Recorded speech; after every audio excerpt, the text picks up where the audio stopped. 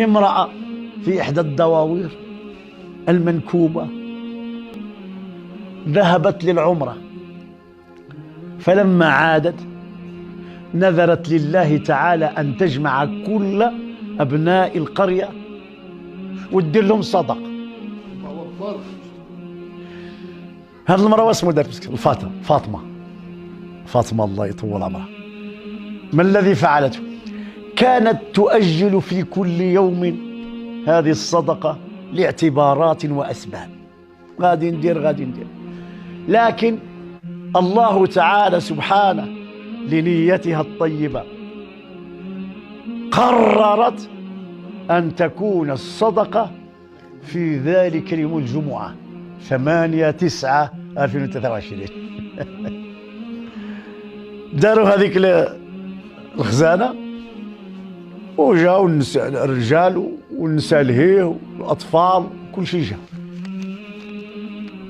كان واحد خوه جا بغى يريح، قال لهم جيبوا لي العشانة، الساعة جابوا حتى هو شوز مشى عنده وجابوا خوه. ففي تلك الليلة 11 تاع الليل ضرب الزلزال القرية فسقطت عن بكرة أبيها ولم يمس أحد من أولئك. الله أكبر. يا الله يا الله يا الله يا الله يا الله.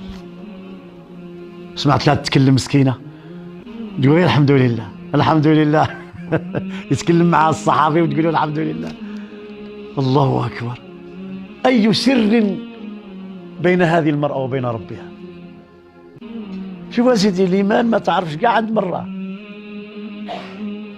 كم من إنسان مجهول في الأرض معلوم في السماء، هذه ما قرية ما والو.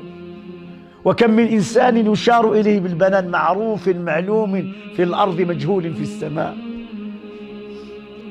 ففعلا الصدقة تنجيك من ميتة السوء وترفع البلاء. شوف صدقة ويجي نازل البلا فيعتلجان في السماء. البلا راه نازل وتعرض له بالصدقة. لا إله إلا الله.